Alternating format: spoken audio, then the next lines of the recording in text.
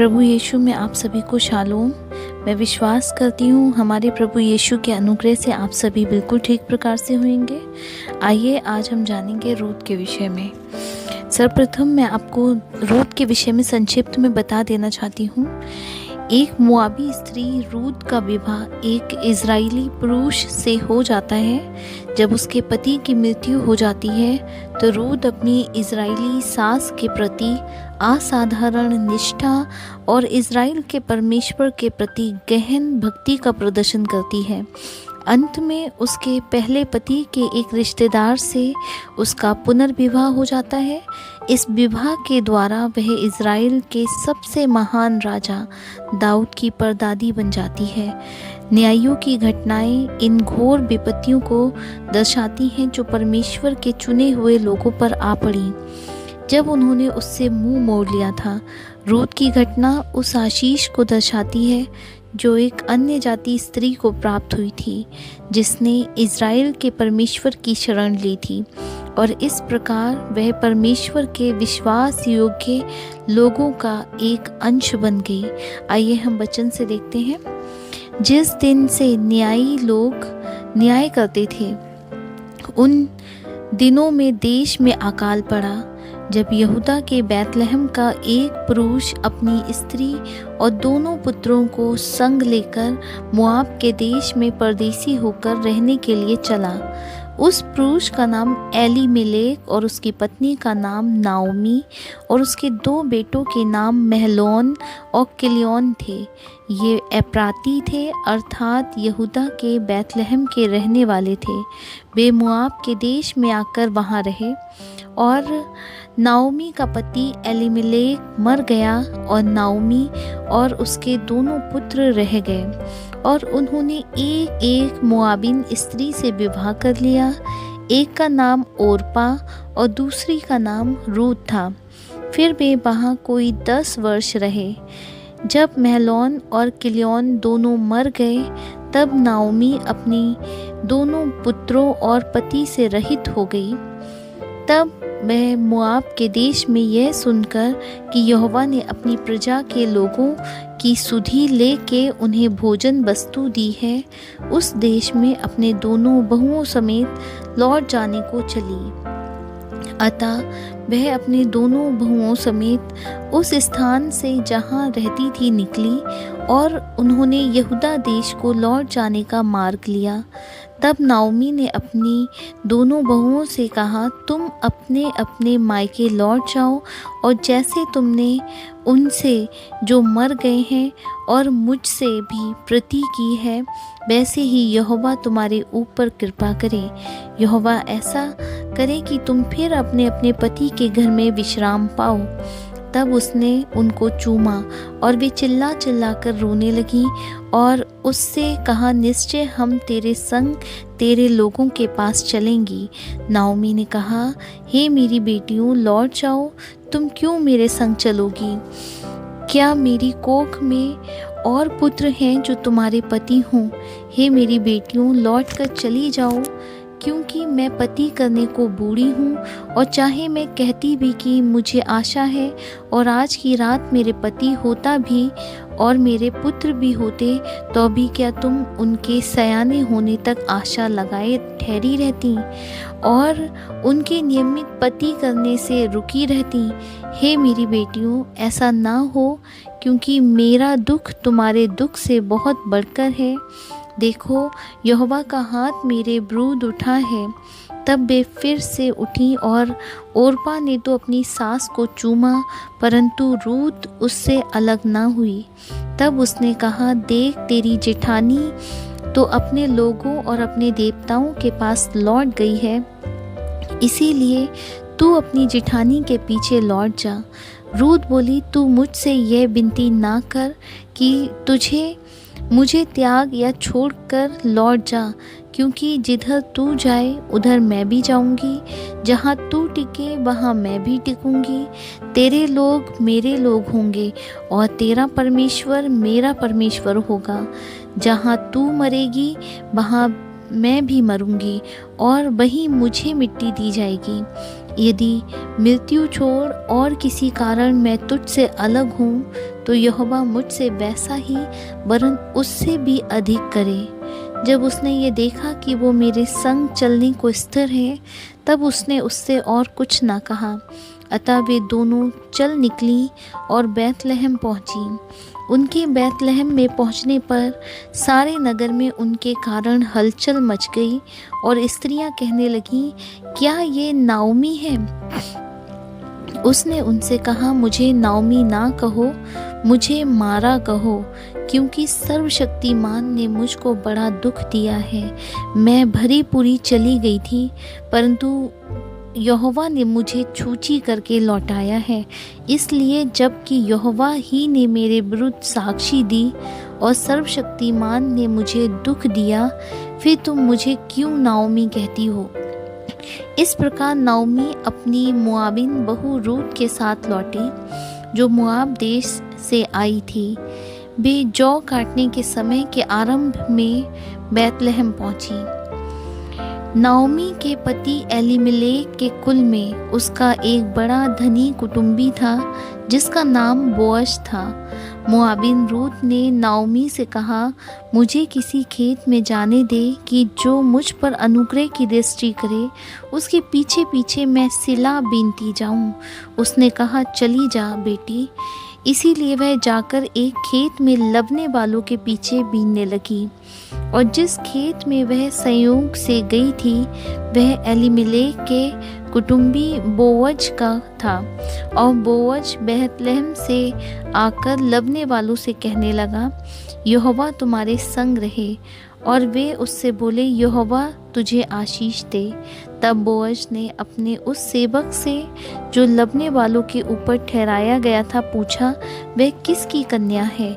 जो सेवक लबने वालों के ऊपर ठहराया गया था, उसने उत्तर दिया, वह मोआबिन कन्या है, जो नाओमी के संग मोआब देश से लौट आई है। उसने कहा था, मुझे लबने वालों के पीछे पीछे फूलों के बीच बीनने और बालें बटोरने दे। तो वह आई और भोर से अब तक यहीं है, केवल थोड़ी देर तक घर में रही थी। तब बोअज ने रूत से कहा, हे मेरी बेटी, क्या तू सुनती है? किसी दूसरे खेत में बीनने को ना जाना, मेरी ही दासियों के संग यहीं रहना। जिस खेत को वे लपटी हों, उसी पर तेरा ध्यान बंधा रहे और उन्हीं के पीछे पीछे चला करना। क्या मैंने जवानों को आज्ञा नहीं दी कि वे तुझे तंग ना करे? और जब जब तुझे प्यास लगे, तब तब तू बर्तनों के पास जाकर पानी पीना, जिससे जवान लोग भरते हैं। तब वह भूमि तक झुककर मुंह के बल गिरी और उससे कहने लगी, क्या कारण है कि तूने मुझ परदेशिन पर अनुग्रह की दृष्टि करके मेरी सुधि ली है? बोअज ने उत्तर दिया, जो कुछ तूने पति की मृत्यु के बाद अपनी सास से किया है, और तू किस प्रकार अपने माता पिता और जन्मभूमि को छोड़कर ऐसे लोगों में आई है जिनको तू पहले ना जानती थी, यह सब मुझे विस्तार के साथ बताया गया है। यहोवा तेरे कार्य का फल दे, और इज़राइल का परमेश्वर यहोवा, जिसके पंखों तले तूने शरण लेने ली है, तुझे पूरा बदला दे। उसने कहा, हे मेरे प्रभु, तेरे अनुग्रह की दृष्टि मुझ पर बनी रहे, क्योंकि यद्यपि मैं तेरी दासियों में से किसी के भी बराबर नहीं हूँ, तो भी तूने अपनी दासी के मन में बैठने वाली बातें कहकर मुझे शांति दी है। फिर खाने के समय बोअज ने उससे कहा, यहीं आकर रोटी खा और अपना कौर सिरके में डुबा। तो वह लबने वालों के पास बैठ गई और उसने उसको भुनी हुई बालें दी और वह खाकर तृप्त हुई, वरन कुछ बचा भी रखा। जब वह बीनने को उठी, तब बोअज ने अपने जवानों को आज्ञा दी, उसको फूलों के बीच बीच में भी बीनने दो और दोष मत लगाओ, वरन मुट्ठी भर जाने पर कुछ कुछ निकाल कर गिरा भी दिया करो, और उसके बीनने के लिए छोड़ दो और उसे घुड़को मत। अतः वह सांझ तक खेत में बीनती रही। तब जो कुछ बीना था उसे फाटक और वह कोई ऐपा भर जौ निकला। तब वह उसे उठाकर नगर में गई और उसकी सास ने उसका बिना हुआ देखा और जो कुछ उसने तृप्त होकर बचाया था उसको उसने निकालकर अपनी सास को दिया। उसकी सास ने उससे पूछा, आज तू कहाँ बीनती और कहाँ काम करती थी? धन्य है वह जिसने तेरी सुधि ली है। तब उसने अपनी सास को बता दिया कि मैंने किसके पास काम किया और कहा। जिस पुरुष के पास मैंने आज काम किया उसका नाम बोअज है। नाओमी ने अपनी बहू से कहा, वह यहोवा की ओर से आशीष पाए, क्योंकि उसने ना तो जीवित पर से और ना मरे हुओं पर से अपनी करुणा हटाई। फिर नाओमी ने उससे कहा, वह पुरुष तो हमारा कुटुंबी है, वरन उनमें से जिनको हमारी भूमि छुड़ाने का अधिकार है। तब रूत मोआबिन बोली, उसने मुझसे यह भी कहा, जब तक मेरे सेवक मेरी सारी कटनी पूरी ना कर चुके तब तक उन्हीं के संग संग लगी रहे। नाओमी ने अपनी बहू रूत से कहा, मेरी बेटी, यह अच्छा भी है कि तू उसी की दासियों के साथ साथ जाया करे और वे तुझसे दूसरे के खेतों में ना मिले। इसीलिए रूत जौ और गेहूं दोनों की कटनी के अंत तक बीनने के लिए बोअज की दासियों के साथ साथ लगी रही और अपनी सास के यहाँ रहती रही।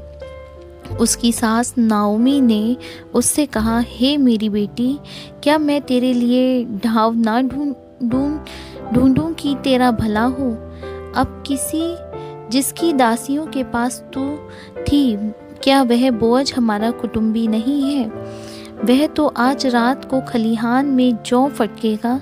तू स्नान कर तेल लगा, अच्छे वस्त्र पहनकर खलिहान को जा, परंतु जब तक वह पुरुष खा पी न चुके तब तक अपने को उस पर प्रकट न करना, और जब वह लेट जाए तब तू उसके लेटने के स्थान को देख लेना, फिर भीतर जाकर उसके पांव उघाड़ के लेट जाना।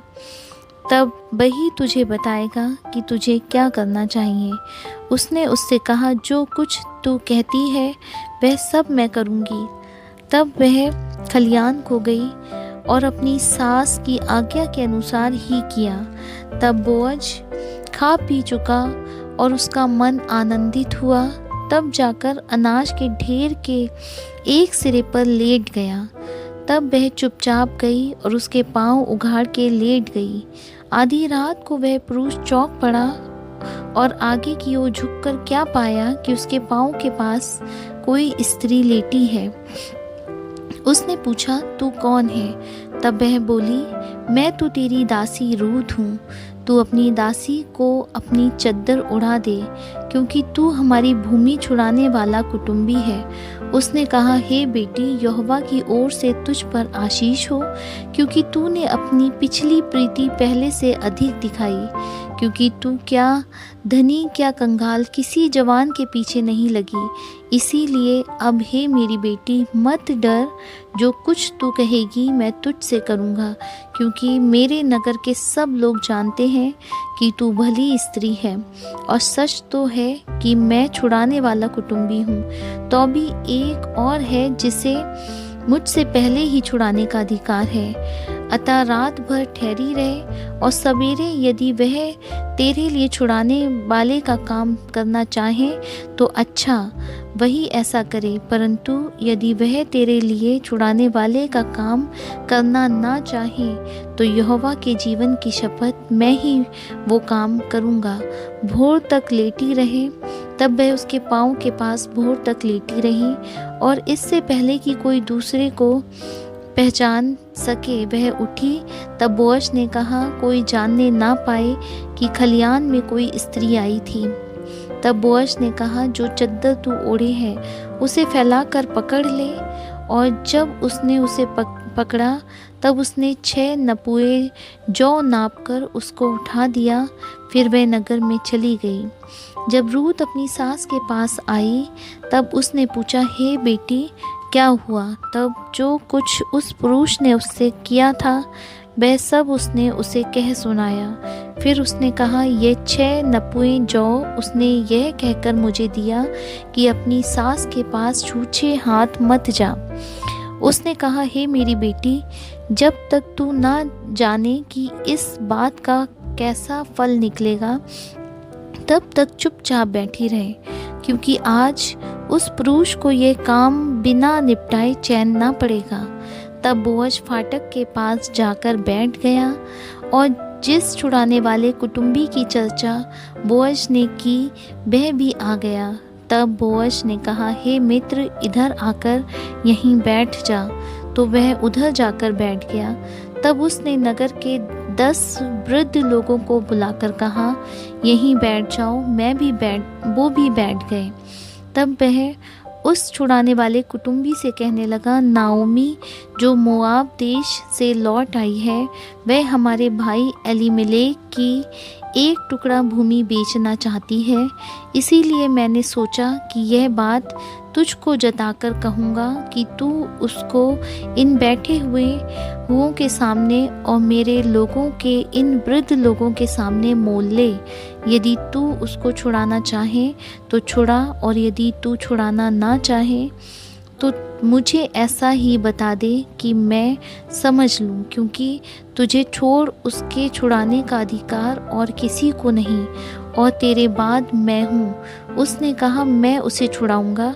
फिर बोअज ने कहा, जब तू उस भूमि को नाओमी के हाथ से मोल ले, तब तुझे उसे रूत मोआबिन के हाथ से भी, जो मरे हुए की स्त्री है, इस विचार से मोल लेना पड़ेगा कि मरे हुए का नाम उसके भाग में स्थिर कर दे। उस छुड़ाने वाले कुटुंबी ने कहा, मैं उसको छुड़ा नहीं सकता, ऐसा ना हो कि मेरा निज भाग बिगड़ जाए, इसलिए मेरा छुड़ाने का अधिकार तू ले ले, क्योंकि मैं उसे छुड़ा नहीं सकता। पुराने समय में इज़राइल में छुड़ाने और बदलने के विषय में सब पक्का करने के लिए यह प्रथा थी कि मनुष्य अपनी जूती उतार के दूसरे को देता था। इज़राइल में प्रमाणित करना इसी रीति से होता था। इसीलिए सब छुड़ाने वाले कुटुंबी ने बोअज से यह कहकर, तू उसे मोल ले, अपनी जूती उतारी। तब बोअज ने वृद्ध लोगों और सब लोगों से कहा, तुम आज इस बात के साक्षी हो कि जो कुछ एलीमेलेक का और जो कुछ किलियौन और महलोन का था, वो सब मैं नाओमी के हाथ से मोल लेता हूँ। फिर महलोन की स्त्री रूत मोआबिन को भी मैं अपनी स्त्री करने के लिए इस विचार से लेता हूँ कि मरे हुए का नाम उसके निज भाग पर स्थिर करूँ। कहीं ऐसा ना हो कि मरे हुए का नाम उसके भाइयों में से और उसके स्थान से फाटक से मिट जाए। तुम लोग आज साक्षी ठहरे हो। तब फाटक के पास जितने लोग थे उन्होंने और वृद्ध लोगों ने कहा, हम साक्षी हैं। यह जो स्त्री तेरे घर में आती है, उसको यहोवा इज़राइल के घराने की 2 उपजाने वाली राहेल और लिया के समान करे, और तू एप्राता में वीरता करे और बैतलहम में तेरा नाम बड़ा हो, और जो संतान यहोवा इस जवान स्त्री के द्वारा तुझे दे, उसके कारण तेरा घराना पेरेस का सा हो जाए, जो तामार से यहूदा के द्वारा उत्पन्न हुआ। तब बोअज ने रूत से विवाह कर लिया और वह उसकी पत्नी हो गई।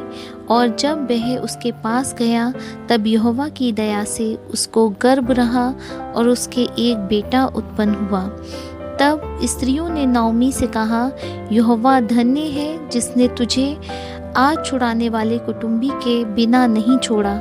इज़राइल में उसका बड़ा नाम हो, और यह तेरे जी में जी ले आने वाला और तेरा बुढ़ापे में पालने वाला हो, क्योंकि तेरी बहू जो तुझसे प्रेम रखती और 7 बेटों से भी तेरे लिए श्रेष्ठ है, उसी का यह बेटा है।